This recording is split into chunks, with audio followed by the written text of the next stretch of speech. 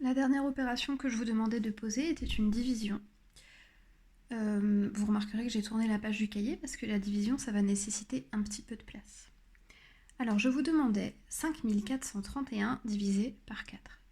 Comme pour toutes les opérations, on commence par l'écrire en plaçant bien un chiffre par carreau. Donc là, c'est ce que j'ai fait, 5431.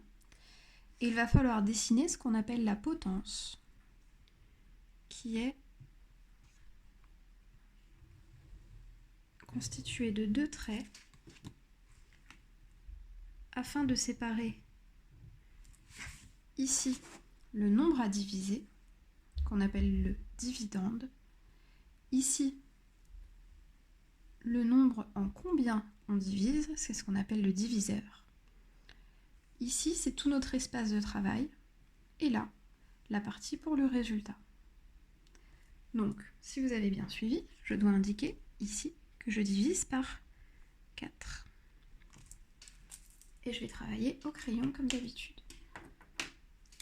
Alors, on va commencer par se concentrer. Cette fois-ci, c'est la seule opération où vous allez commencer par le nombre le plus à gauche. Ici, ce sont des unités de 1000. Donc, je vais commencer par mes unités de 1000. Et je vais me demander, dans la table de 4, quel est le résultat qui se rapproche le plus possible de 5 sans le dépasser. Eh bien, c'est 4 fois 1 qui nous donneront 4. C'est le résultat dans la table de 4 qui se rapproche le plus possible de 5. Et pour obtenir ce résultat, on a multiplié par 4 par 1. Ok, ça va ? 1 fois 4, 4. Ça veut dire qu'en fait, quand je partage le nombre 5 en 4, il n'y a qu'un morceau pour chacun. Une unité pour chacun. 5, si je le partage en 4, ça fait 1 pour une personne, 1 pour une personne, 1 pour une personne, 1 pour une personne, et il me reste une unité toute seule. Eh bien, c'est ce qu'on va calculer ici. Combien il reste une fois que j'ai enlevé ce que j'ai déjà partagé. Dans mes 5, j'ai réussi à en partager 4. 5 et j'enlève les 4 que j'ai réussi à partager, il me reste 1 qu'il va falloir continuer à partager. Donc c'est pour ça qu'une fois que je vais abaisser le deuxième nombre, je ne dois pas oublier de continuer à diviser ce qu'il me restait. D'accord ? Donc ça veut dire que je vais chercher à diviser 14 par 4. C'est-à-dire dans la table de 4, qu'est-ce qui va se rapprocher le plus possible de 14 sans le dépasser ? Eh bien c'est 4 fois 3 qui est égal à 12. Ça veut dire qu'il va y avoir 3 unités chacun. S'il y a 4 personnes qui se partagent 14 unités. 3 fois 4, ça fait 12. On calcule combien il restera encore à partager.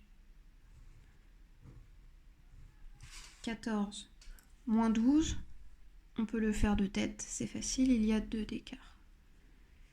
Ça veut dire qu'il y a 2 unités que je n'ai pas partagées et dont je vais devoir m'occuper après. Je continue, on descend le 3. Et je cherche dans la table de 4 qu'est-ce qui se rapproche le plus possible de 23 sans le dépasser. Et c'est 4 fois 5. 4 fois 5, ça fait 20.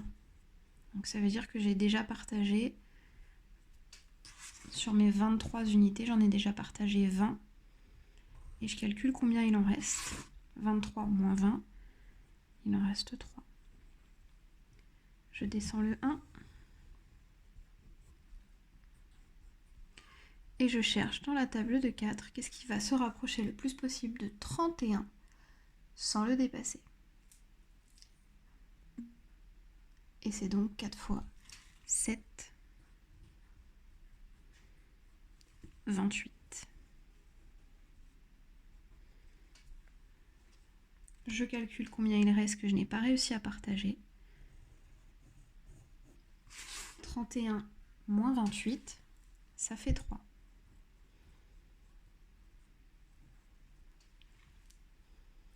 Et voilà, on a résolu notre opération.